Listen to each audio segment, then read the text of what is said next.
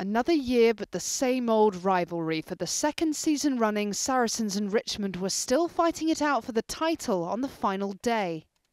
Richmond had come out on top in both clashes this season, but Saracens were still 1 point ahead, a win enough for the title and just Wasps in their way. With the trophy this close, it was hard to see anything stopping Saracens, and so it proved. A 30-0 win at Allianz Park kept them top and made them champions. Massive relief then for a club who hadn't won the title since 2009. It was also the dream start for new coach Rob Ken and a fitting goodbye for retiring captain Maggie Alfonsi. You know, this has been a very long campaign because the girls have worked incredibly hard to get to this point.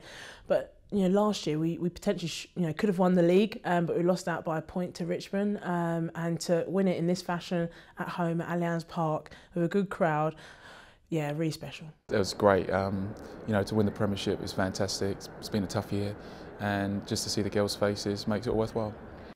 A return to glory for Saracens then. For the first time in 6 years, they beat Richmond at the final hurdle, scoring more than anyone else and conceding fewest points. Heartbreak for last year's champions Richmond, but they remain one of the dominant forces of English rugby, having won 4 titles in the last 6 years and losing just once all season. That was at the hands of Worcester, the only other club to have won the Premiership in the last decade. They secured 3rd place on the final day, but finished more than 20 points behind the leaders. A narrow loss to Richmond in their final game saw Bristol finish 4th this year, but they did get the biggest win of the season, beating Aylesford Bulls 106 points to 5.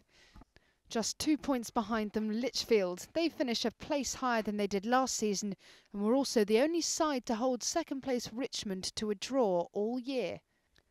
Improvement too for Wasps, who finished 6th, a series of close results getting them more losing bonus points than anyone else, but it's now been a decade since the Londoners last won the title.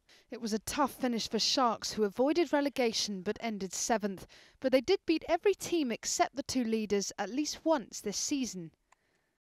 And it's Aylesford who face the relegation battle to stay up. Managing just 1 win this year, they'll take on either Thurrock or Waterloo to keep their Premiership spot.